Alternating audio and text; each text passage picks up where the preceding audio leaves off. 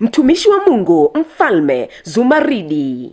Mbele hapa kuna mtumishi wa Mungu kushoto kwangu mali hapa, alikuwa na matatizo mengi sana ndani ya mwili wake, yani magonjwa. Naweza nikasema zile takriban magonjwa 5 ambayo alikuwa anaishi nayo ndani ya mwili wake. Lakini kwa neema na nguvu ya Mungu ndio kaa ndani ya Mfalme Zumaridi, Mungu ameyatoa magonjwa hayo. Amekuja na ushuhuda wake kabisa na vyeti vyake. Na vyeti vyote vya matibabu tangu ameanza kuugua mpaka alipokuja kupokea uzima na afya njema, amekuletea vyeti, ameungana tena na familia yake, kaja pia na watoto wake mali hapa, kaja pia na mtumishi wa Mungu aliyekuwa anayefanya naye kazi mpaka sasa, aliyekuwa na mbeba kumleta kanisani kwa njia ya pikipiki. Ameambatana pia na wafanyakazi wenzake, mtumishi wa Mungu mnayemwona hapa. Tusikilize kwa makini kile ambacho anaenda kujieleza mtumishi wa Baba. Karibu mtumishi wa Mungu, uelezee jamii, uelezee dunia, uelezee pia Tanzania kwa matatizo ile kusibu ndani ya miaka mingi, na sasa unaletea ushuhuda umepona. Karibu mtumishi wa Mungu, uelezee. Mimi naitwa Mama Kwake, nafanya kazi katika ofisi moja inaitwa Mwanza Outreach Care and Support Organization. Ni shirika lisilo la kiserikali. Tunafanya kazi katika wilaya ya Nyamagana, wilaya ya Misungwi, wilaya ya Sengerema na wilaya ya Magu. Kwanza kabisa nilianza kuumwa mwaka 1990. Nimeanza kuwa na afya dhaifu sana. Kila mara nilikuwa nikilazwa hospitali. Kila mara nilikuwa nikiwa mahututi. Hospitali ya kwanza niliyoenda kulazwa ilikuwa ni Sekoture. Lakini baadaye walishindwa kunitibu, wakanipa barua ya kwenda kutibiwa hospitali kubwa Bugando. Nilianza matibabu pale, hatimaye nikapata nafuu ya kurudi nyumbani. Lakini vile vile nilivyofika nyumbani niliendelea tu kuumwa. Niliendelea kuumwa kwa muda wa miaka mingi sana. Kwa kukatisha tu na takriban miaka 30 ninasumbuliwa na magonjwa.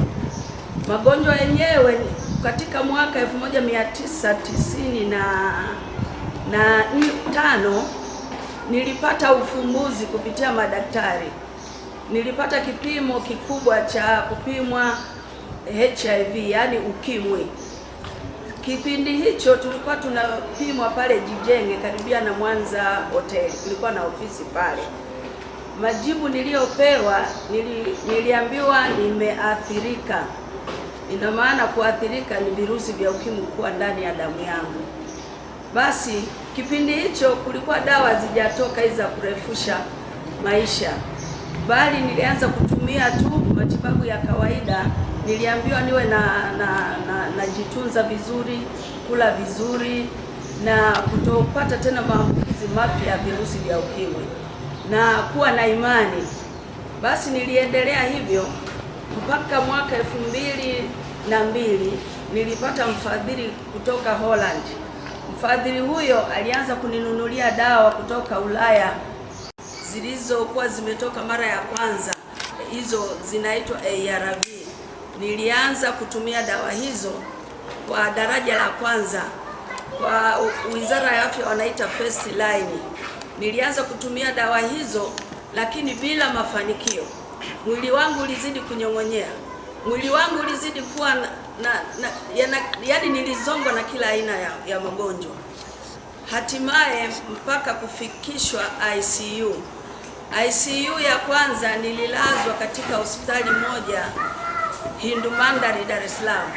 Nayo ilipelekea mimi kushindwa kunitibu Bugando na kusafirishwa kwa haraka sana na usafiri wa ndege na kwa kujaza fomu maalum na wadhamini, kwa sababu damu yangu kwanza ilikuwa imebaki ni 4.6. Alafu kinga zangu za mwili zilikuwa zimebaki 3. Kwa hiyo hali ilikuwa ni mbaya. Nafikiri Wizara ya Afya wenye ujuzi wa haya mambo wanajua ni jinsi gani nilivyokuwa nimebakiza. Ina maana nilisafirishwa haraka sana kwa kibali maalum. Nikafika Dar es Salaam kwenye uwanja wa Mwalimu Nyerere nikawa nimesubiriwa pia na ambulance. Nilichukuliwa kwenye ambulance, lakini kukiwa na madaktari mle ndani na manesi, wengine wakiwa na damu, wengine na maji. Kwa hiyo hivyo vitu viliongezewa humo ndani ya gari, angalau kunifikisha hospitali.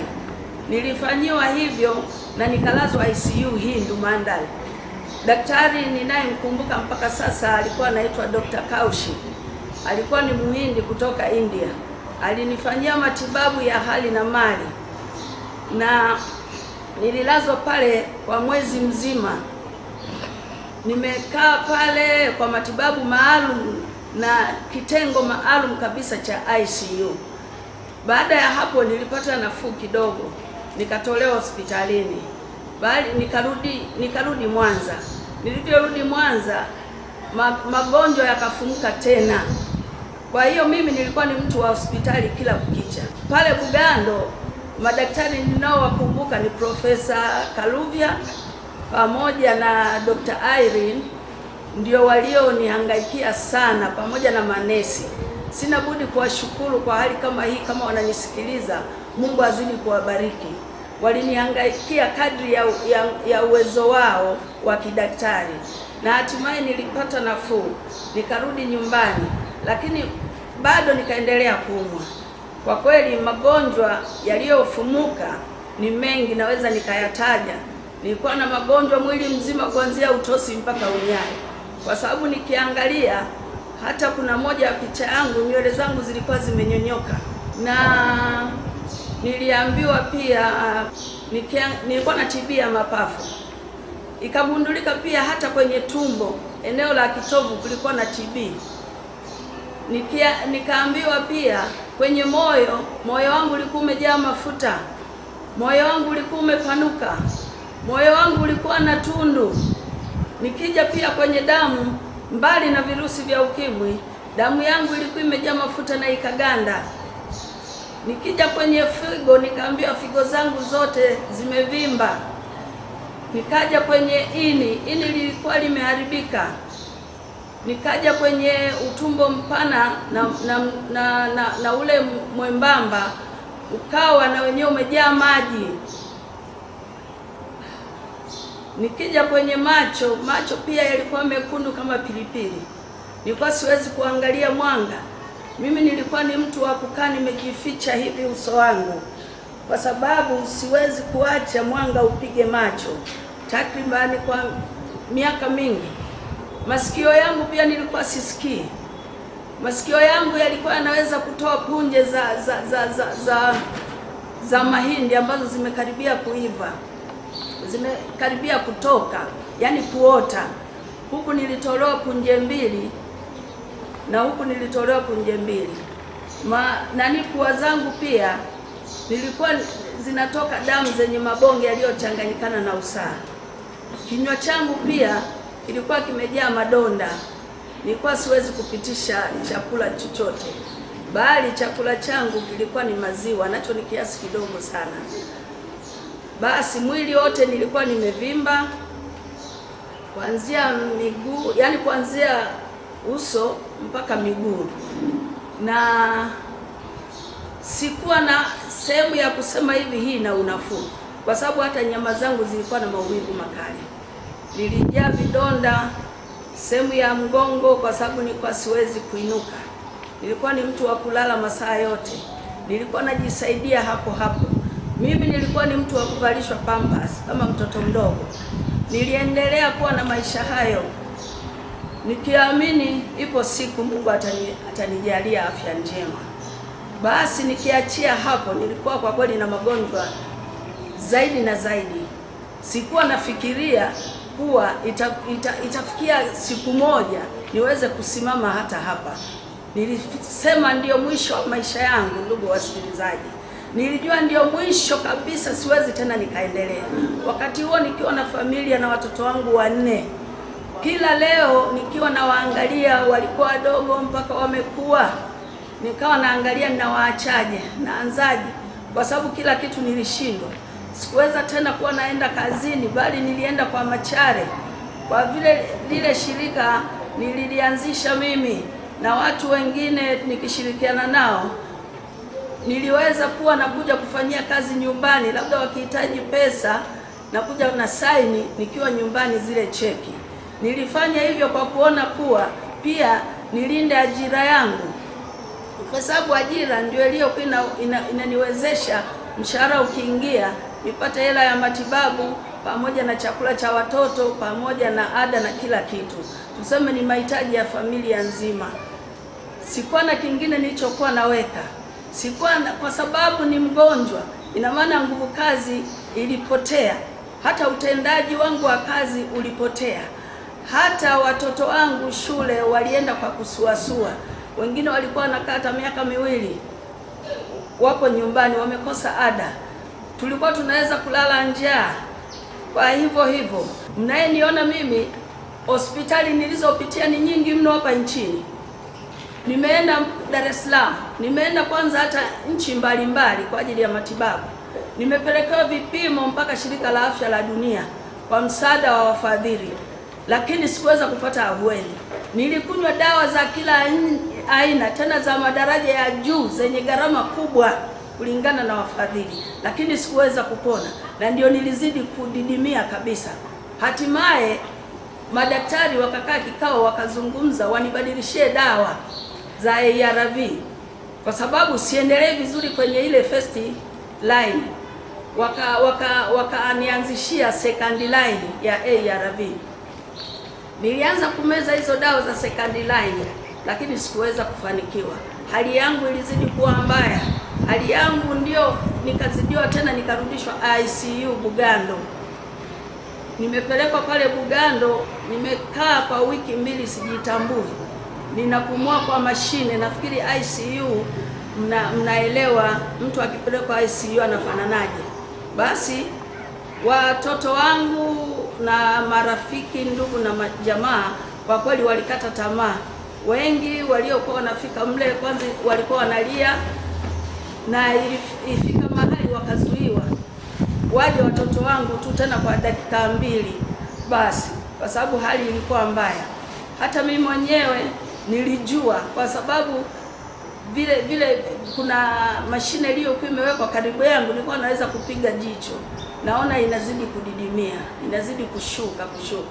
Nilijua kabisa sasa ndio mwisho wangu, lakini kwa vile Mungu alikuwa ananifuatilia, alinijua tangu alivyoniumba, aliweza kuniokoa pia ICU ya pili. Nikarudi nyumbani nikiwa nimepata nafuu. Lakini nilivyofika nyumbani nilipata shida sasa zaidi ya hiyo, nikawa nazimia, mwili wote ukafa ganzi, kuanzia vidole vya mikono mpaka miguu, na mwili wote ukajaa. Sasa nikarudishwa Bugando saa 8 za usiku, haraka sana nikafikishwa ICU.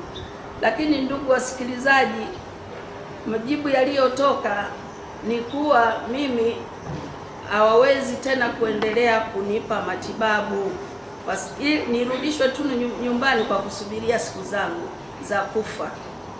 Basi niliyapokea jinsi yalivyo, na kwa vile hayo majibu nilikuwa na watoto wangu walipewa hayo majibu kwa njia ya simu, kwa sababu nilikuwa natibiwa kwa njia pia ya mtandao.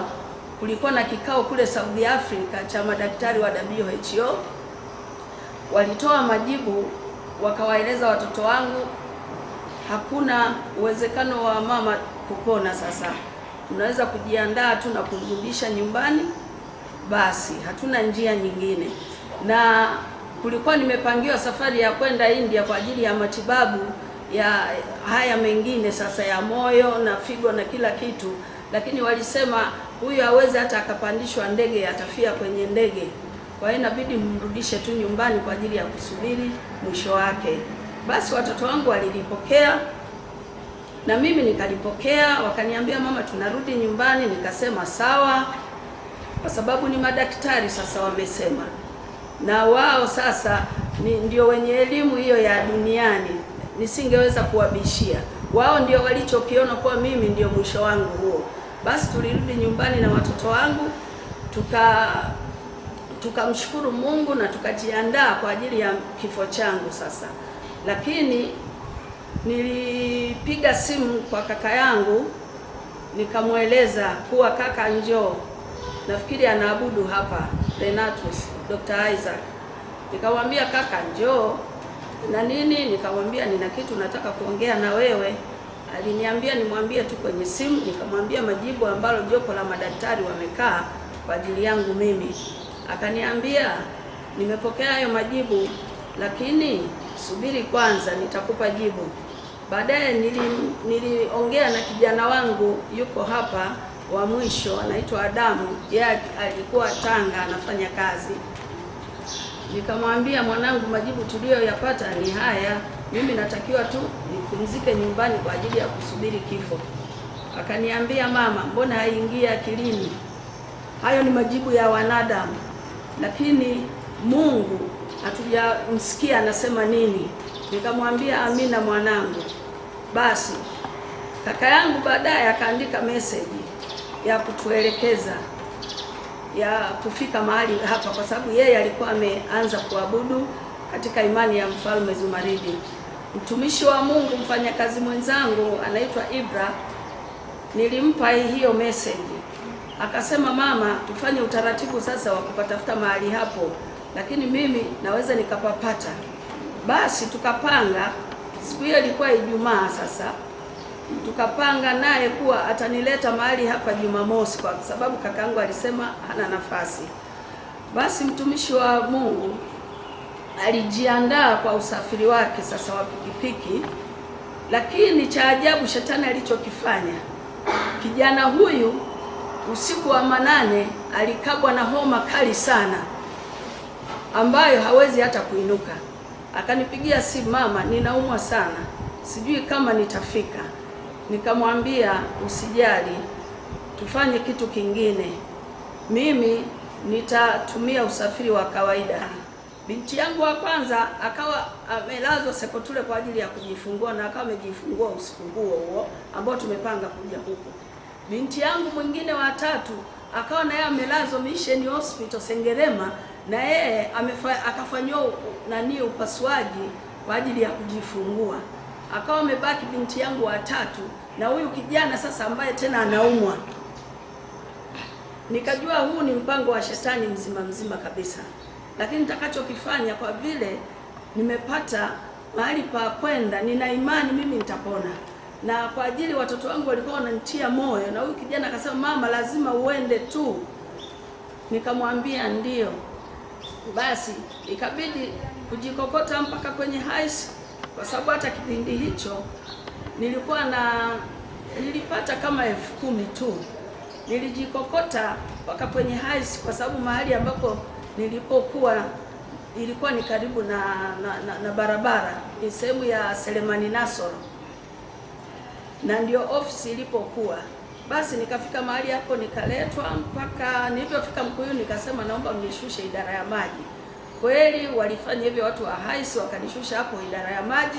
Nikaanza kushuka, lakini kwa mwendo ambao basi niliteseka. Nilikaa karibia mara 20 hapo tu kaeneo ka kutoka hapo stendi idara ya maji na kuja hapa.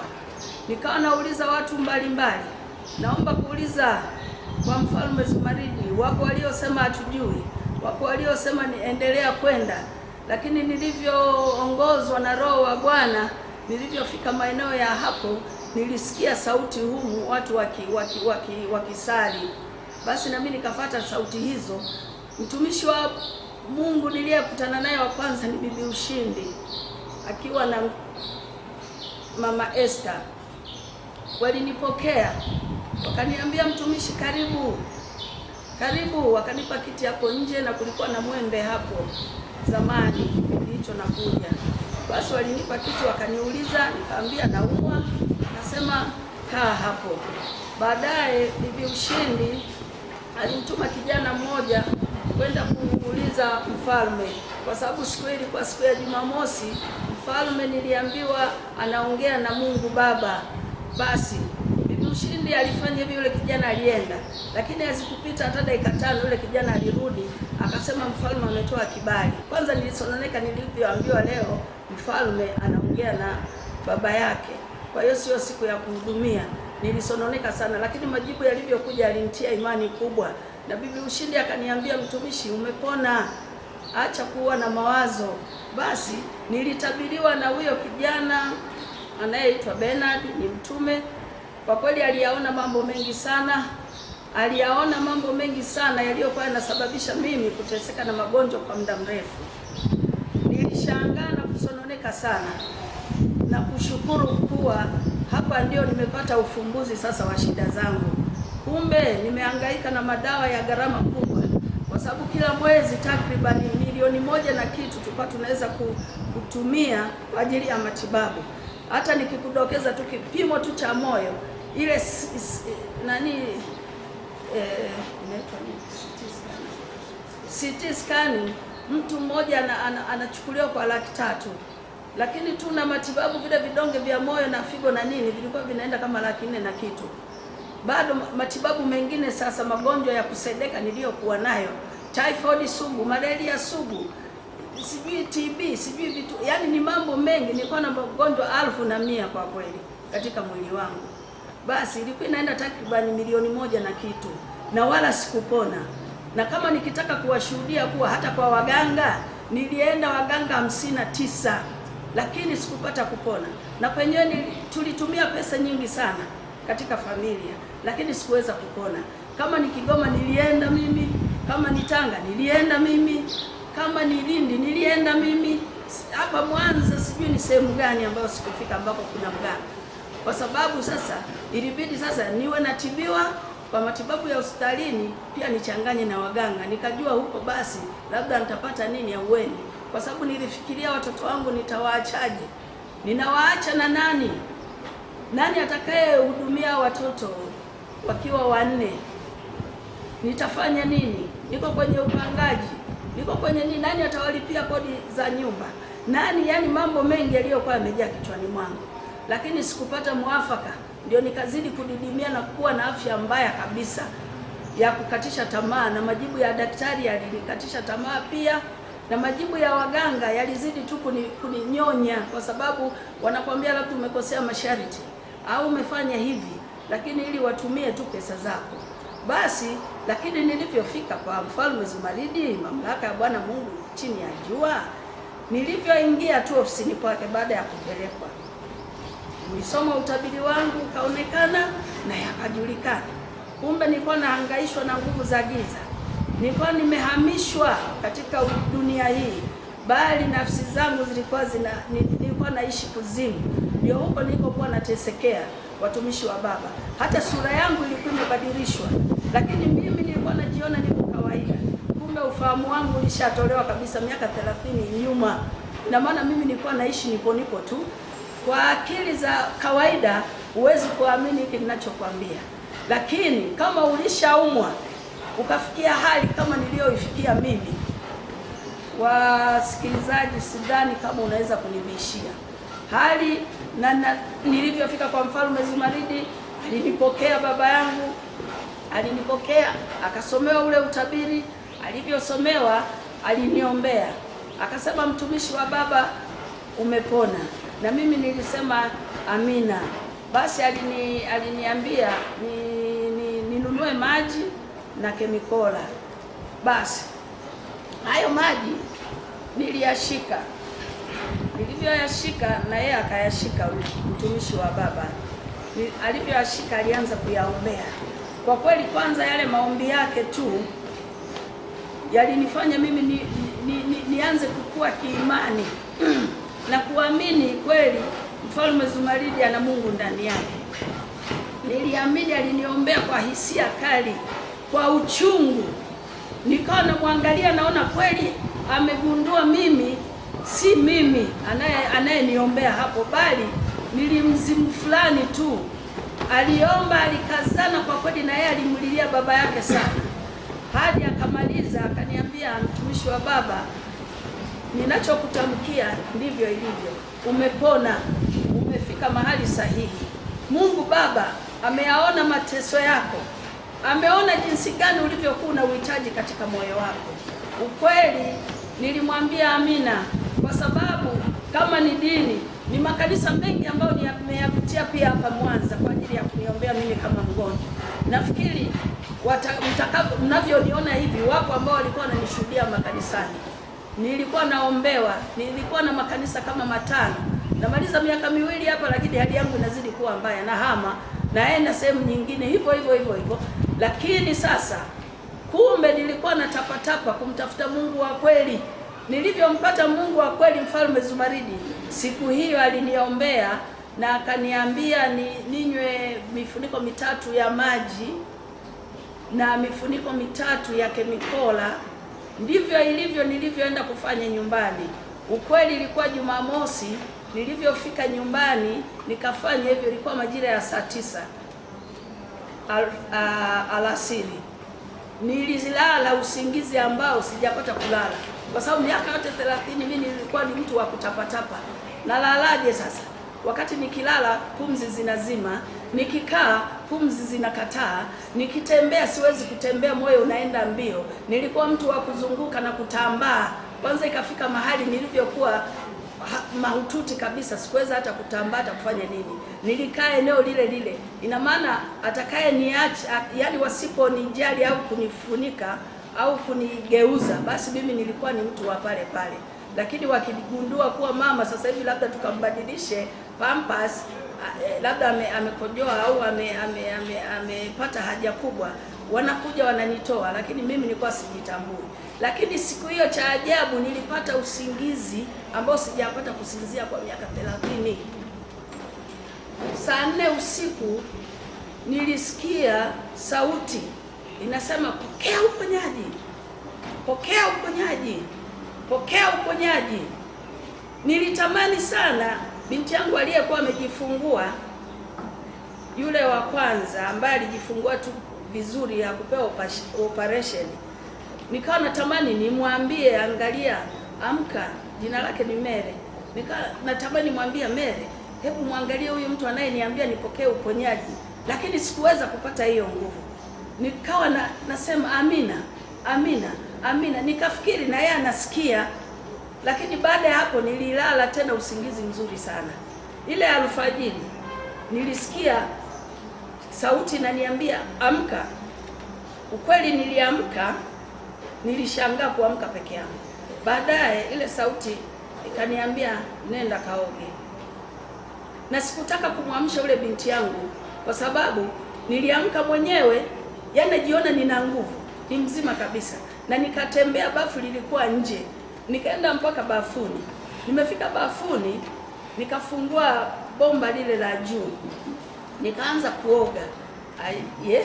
Kwa kweli nilioga yale maji sijui hata ndoo ngapi, kwa sababu sasa nilikuwa na nguvu zangu mwenyewe na niliyatamani wakati nilikuwa nayaogopa. Ukweli walikuwa wananiosha nikipiga mwani, kwa sababu kila sehemu ya mwili wangu ilikuwa na maumivu. Lakini cha ajabu siku hiyo nilisikia kuoga mwenyewe, kujisugua. Binti yangu akashtuka. Alivyoshtuka akanitafuta, sipo kitandani, akaja bafuni.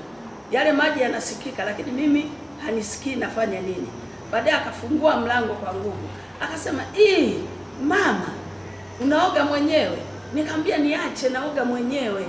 Ukianguka? Nikamwambia wala sianguki, nina nguvu za kutosha. Akasema amina, basi twende, umetosha. Nikamwambia tangulia. Nikushie. Nikamwambia uwezi ukanishika, nina nguvu zangu. Nikarudi mpaka ndani, nikajiandaa, nikatafuta nguo, nikavaa. Nikamwambia naenda kwa Mfalme Zumaridi. Ilikuwa Jumapili. Kweli aliniangalia tu mpaka nikafika stendi, nikafika mahali hapa, nikamkuta Mfalme Zumaridi amekaa pale. Alivyoniona akafurahi sana, akasema umemwona Mungu? Nikamwambia ndio, nimemuona. Akasema karibu kwenye ibada. Basi nikaja kwenye ibada. Basi mfalme ameongoza ibada, nikasikiliza. Baada ya ibada kuisha, kaniombea, nikarudi, nikaendelea kunywa maji na hiyo kemikola. Watumishi wa Mungu, baada ya mwezi mzima nikamwambia baba, naomba nirudi Bugando walikokuwa wamenikataa sasa. Akasema nenda. Nikaenda. Nilivyoenda, ukweli ulikuwa mshtuko sana pale CTC. Madaktari wakaanza kutafutana, ni wewe? Nikamwambia ni mimi. Karibu. Wakaanza kuitana, umepona? Nikamwambia kama mnavyoniona. Umefanyaje sasa? Nikamwambia nimeenda tu kwa mtumishi wa Mungu nikaombewa, kwa hiyo nikapata afya njema. Wakasema tunafurahi sana, kumbe mahali ambapo hata sisi tunaweza kushindwa, Mungu yuko anaweza. Nikamwambia ndio dokta. Basi nikashuhudia hapo pia, nikaondoka, nikaenda nyumbani, nikaendelea sasa kumwamini Mfalme Zumaridi kuwa ndio mkombozi wangu, na mpaka sasa hivi sijui nani wa kunidanganya ili nibanduke hapo. Mimi naona kama vile nimefika, kwa sababu ndio mahala sahihi ambapo mimi ninapaamini katika roho na kweli, kwa sababu Mfalme Zumaridi alinipokea, alinifariji, alinitia nguvu, alinitia moyo, na mpaka sasa hivi matibabu yangu sasa, yani dalili zote nilizokuwa nazo za magonjwa, kwa kweli ilikuwa hata wale ambao wananifahamu, tunaofanya nao kazi, wale ninaowasimamia kwa mji wa Mwanza, wilaya Nyamagana, ninaowasimamia wilaya ya Misungwi, ninaowasimamia wilaya ya Magu, ninaowasimamia wilaya ya Sengerema, mnajua kabisa jinsi gani nilivyokuwa nimefikia. Wala sio kitu cha kubumba, wala sio kitu cha uongo. Hiki nakishuhudia na mashuhuda ninao, kuwa walikata tamaa na wakajua huyu mama ni mtu wa kufa tu.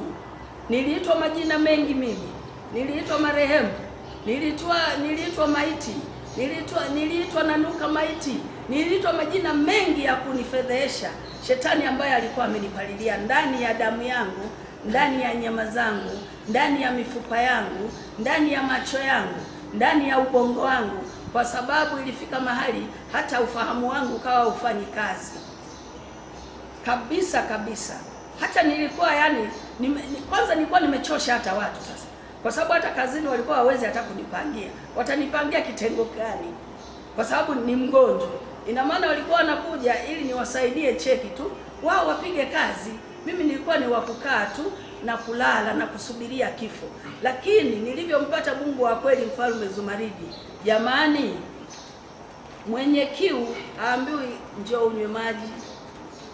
Mwenye kusikiliza ana masikio yake amesikia, sipambi wala kuweka vikolezo. Mfalme Zumaridi ana Mungu ndani yake.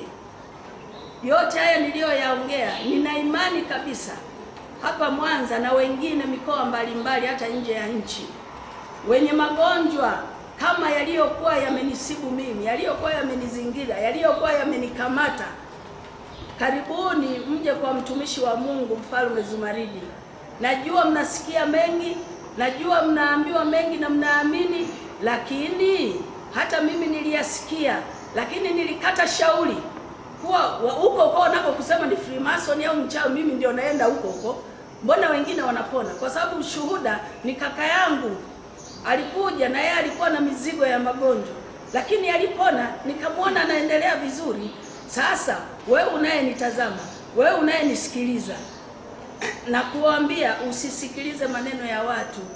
Ukitaka kuicheza ngoma, ukitaka uhondo wa ngoma, njoo ingia uwanjani ucheze mwenyewe. Na ukitaka ili haya uyaone kwa macho ya damu na nyama, wewe uliye na figo mbovu, wewe uliye na ini bovu, wewe uliye na bandama bovu, wewe uliye na ukimwi, wewe uliye na kansa, wewe uliye na kisukari, wewe uliye na tatizo la macho, wewe uliye na tatizo hata la masikio, hata la kinywa, hata la TB, magonjwa mengi Mungu ndani yake ameyakausha. Nataka sasa wasioamini sasa, kwa sababu kuna wengine hawaamini akina Tomaso. Sasa nataka niwaaminishe kuwa haya magonjwa sio hivi nayaimba mdomoni wala kwenye kinywa changu, au kuwa labda nimepewa pesa. Vyeti vya ukimwi ni hivi hapa, kadi za ugonjwa wa ukimwi ni hivi hapa. Kwa hiyo mjue ni jinsi gani nilikuwa na miaka mingi ninaishi na virusi vya ukimwi. Hiki hapa ni kadi ya TB. Hii hapa. Hii ni kadi ya TB. TB niliyoisema ilikuwa kwenye mapafu na sehemu za kitovu cha tumbo. Na hii sehemu iliwapa shida sana madaktari. Bugando ilishindikana Sekotule kuitambua hii TB ya hapa. Bali nilienda TMJ Dar es Salaam. Kuna daktari mmoja Mjerumani aligundua hii TB. Hii kadi ndio ya magonjwa yale ya vitu laini. Moyo, figo, ini, bandama, utumbo mdogo na mpana, ndio hii kadi. Na ni mahudhurio yangu haya hapa yamekoma baada ya kupata uponyaji kwa Mfalme Zumaridi. Hii kadi ni ya nilivyowaambia, macho, masikio, pua, mdomo. Nafikiri nawakumbusha wale wanaonifahamu, nilikuwa nabadilisha miwani kila leo kwa ajili ya macho. Nilikuwa navaa miwani nafikiri kila mwezi nilikuwa nabadilisha. Macho yangu yalikuwa mekundu, nikimwangalia hivi mtu wala siwezi, kwa sababu nilikuwa siwezi kutizama. Yalikuwa mekundu sana, nilibadilishwa miwani ya kila aina. Na mpaka nilienda kutibiwa 602 pale jeshini airport, na penyewe akanipa miwani lakini ilishindikana. Ndio vyeti hivi. Na hii sasa ndio kadi sasa ya kuimarishwa, imara, na namba yangu ya faili langu ndio 0249 katika hospitali ya Bugando, na inchaji wangu na daktari wangu Dr. Evans Giseki. Nafikiri kwa yeyote mwenye mangamngamu, mwenye mawazo, wanaotaka ushuhuda wa kwenda mpaka kwa daktari wanaweza kumuona. Nina madaktari wengi pale, lakini nitamtaja yeye. Mpaka kufikia hii imara ni safari ndefu, na yote hii imesababishwa na Mfalme Zumaridi. Kwa hiyo baada ya kwenda kupimwa magonjwa yote sasa, ukapata majibu ya imara. Umeona ndugu mtazamaji, figo mzima, moyo mzima, sijui nini maini, sijui yani CD4. Tuambie na wingi wa CD4 zangu ni 1900. Alafu viral load inasoma 0. Ndio maana ukifikia kiwango hicho tayari wewe ni imara. Moyo ulikuwa umejaa mafuta, moyo ulikuwa umepanuka, moyo ulikuwa na tundu, na figo zilikuwa zimefeli. Na ukitaka kujua kuwa pia nilichokuwa naeleza kuwa nilitibiwa pia Hindu Mandal. Nafikiri hiki hapa cheti chake cha Hindu Mandal, na hiki pia, kwa sababu nilikuwa naenda kliniki, sio kawaida. Baada ya wiki 2 uende Dar es Salaam kwa Hindu Mandal kwa ajili ya kliniki. Na mambo ya figo na nini, kwa kweli vyeti ni vingi ndugu zangu.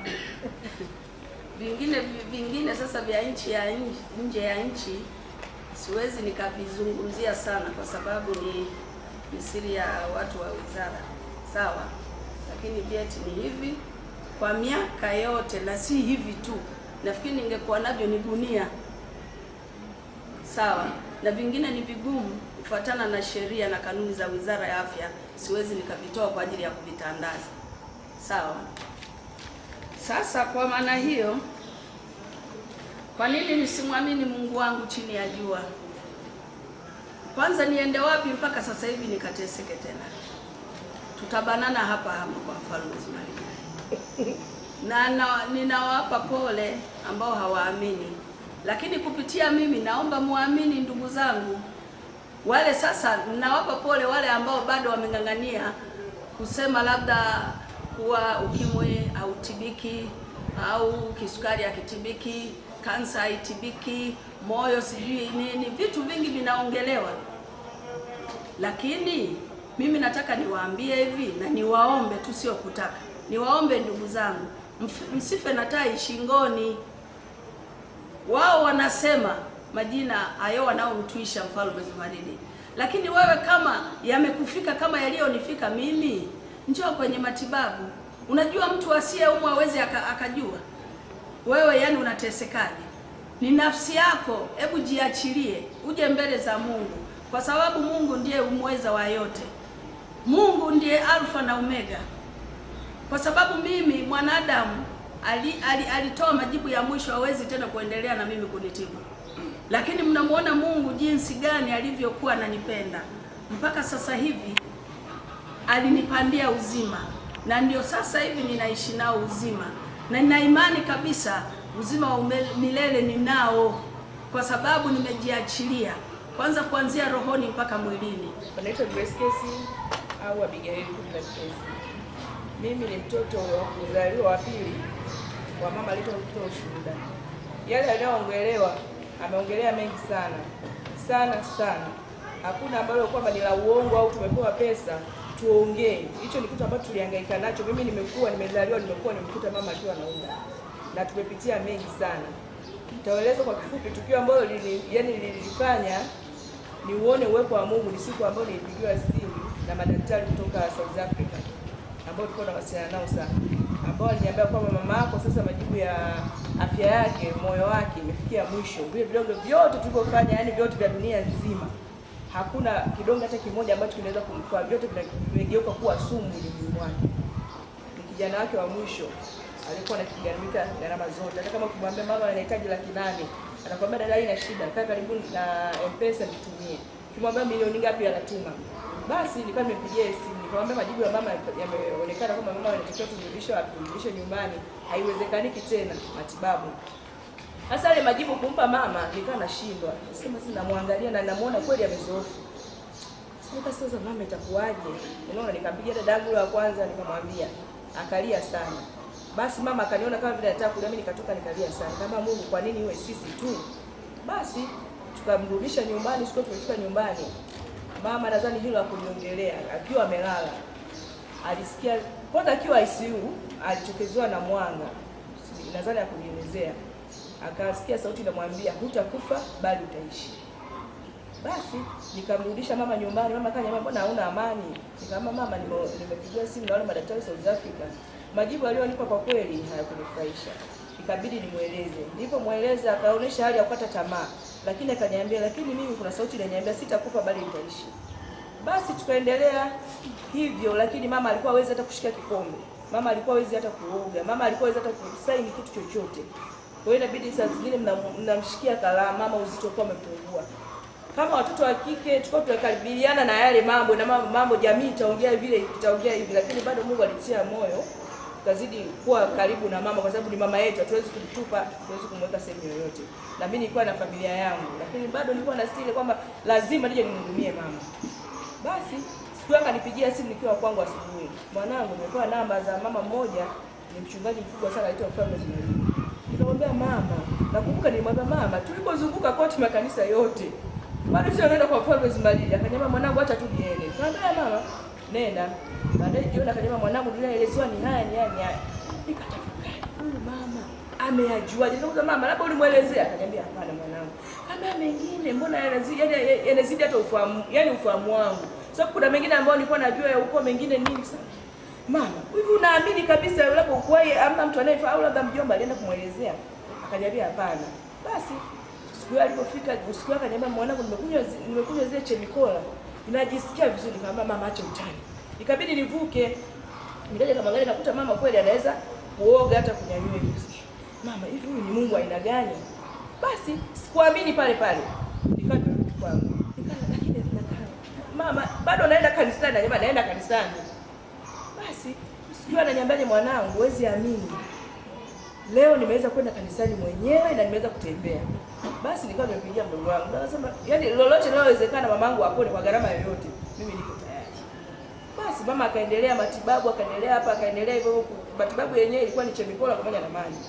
Sasa siku naenda nyumbani nikamwambia mama, hivi vitu ndio vinaweza kukuponesha wewe?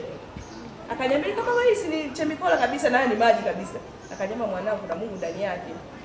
Basi Mimi akaenda sebuleni, nikaingia chumbani ambacho nashuhudia. Alipoingia chumbani kama nikaangalia ile chemikola pale, nikasema hii lazima nipige racket. Nikapiga, sikupima hata vifuniko, nilikuwa nimekunywa. Baada ya kunywa nikajisikia ni kichwa, yani sio cha kwangu, nikajisikia tofauti. Sikumwambia hata mama, nikakaa kimya.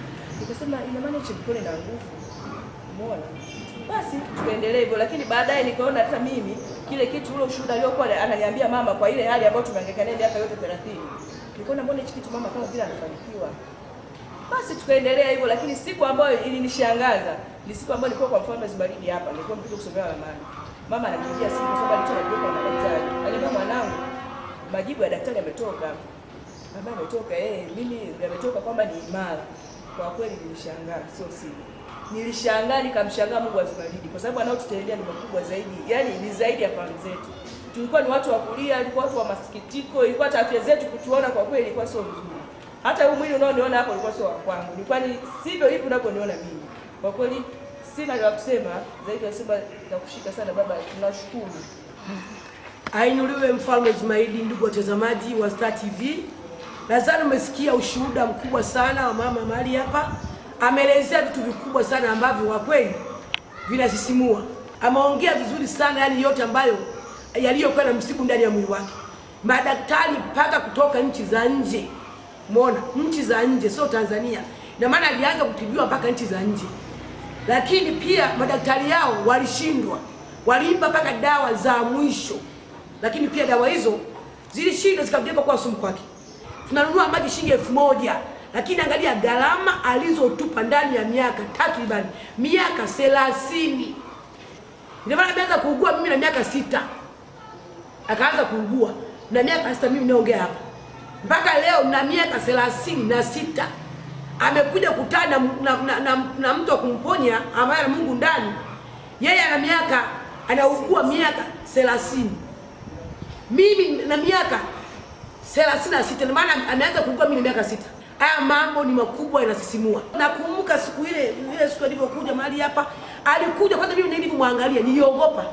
Yaani nimwangalia nikakata tamaa, yani jinsi nilipomwangalia alivyokuwa. Alikuwa na kilo 40. Sasa hivi niambie. Kilo 40. Sasa hivi na kilo ngapi mtumishi wa Mungu? 70. Ana kilo 74. Na tangu ameanza kuugua magonjwa hayo mpaka sasa hivi hajawahi kuzipata hizo kilo. Amekuja kutupata kilo baada ya kuingia ndani ya Mfalme Zumaridi, kafikisha kilo 74 kutoka kilo 40. Ndugu mtazamaji wa Star TV, haya maji naweza nikaeleza hicho imekuwa ni ya kawaida tu.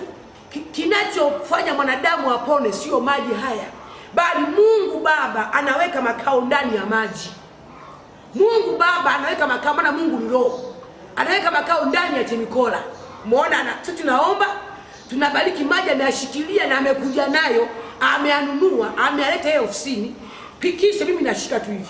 Namuita Mungu aliyeumba mbingu na nchi. Namuingiza ndani ya mfinyanga. Mungu ndani ya maji haya, ndani ya chemikola, yakatakase damu, yakasafishe viungo vyote, figo, maini yaliyoharibika, utumbo uliolika, magonjwa yote, moyo. Baba na kufinyanga ndani ya maji haya, nenda kafanye operation deliverance ndani ya mwili wa mwanao. Na yeye kwa kweli alikuwa na bidii sana. Alikuwa pia hata dawa zake hizo kwa kunywa.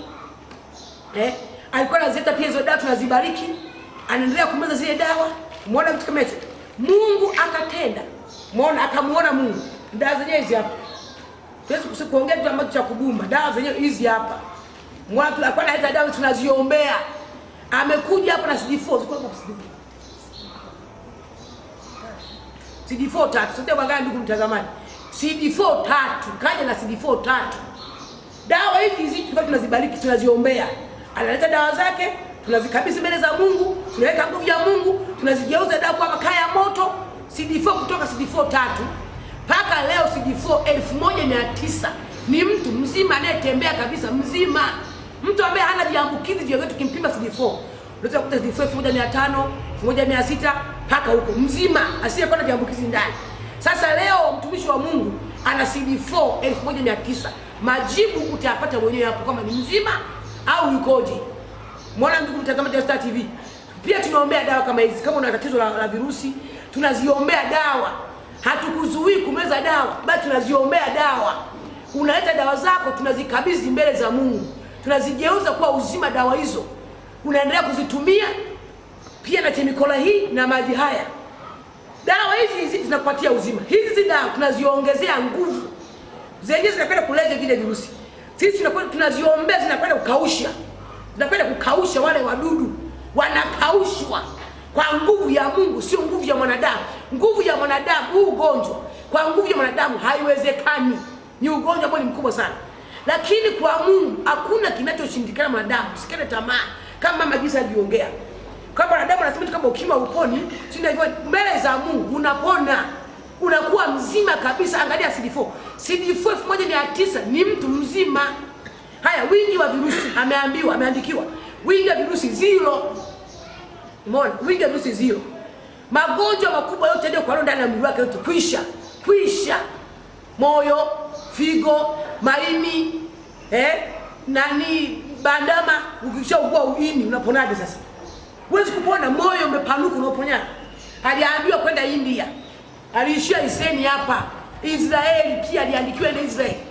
Alikuwa atibiwa na madaktari wakubwa wa nchi za nje, na ndio walioleta majibu. Madaktari wakubwa wakaleta majibu kwamba imeshindikana, mama hawezi kupona tena, subirie mauti. Lakini angalia, amefunguliwa na kuombewa.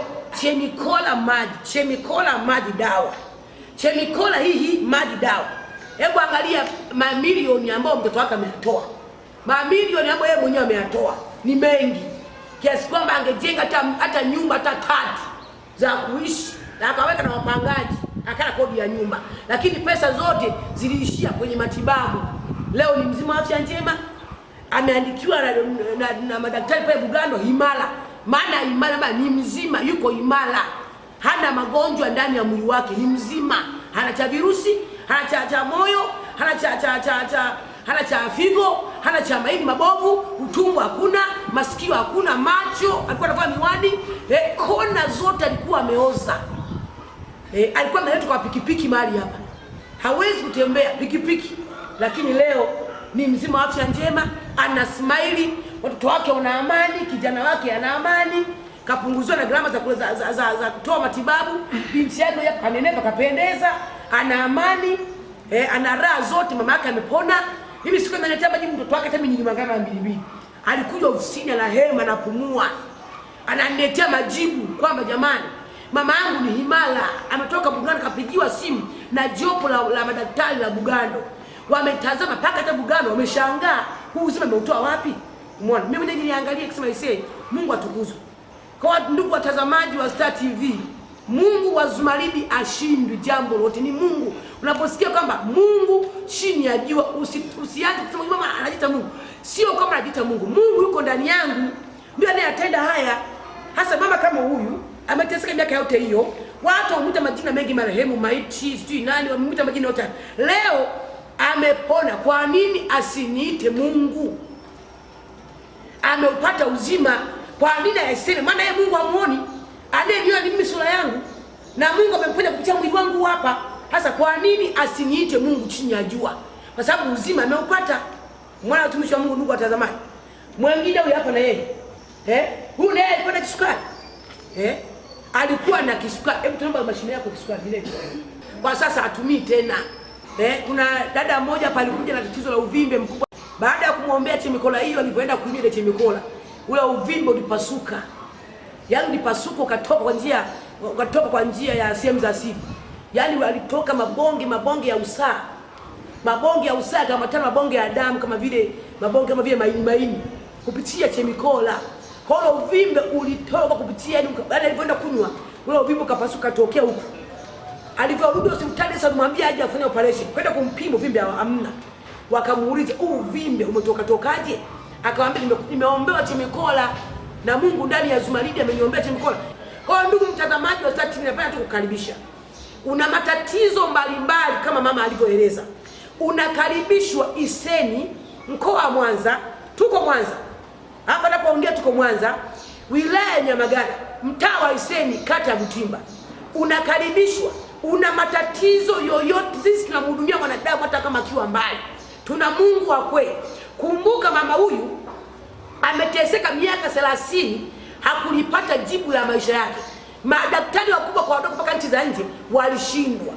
Baada ya kuja kwa Mungu wa Zumaridi, alipofanyiwa utabiri ndio ulibaini tatizo. Kumbe magonjwa hayo alikuwa amepandikizwa kishirikina ili ateseke.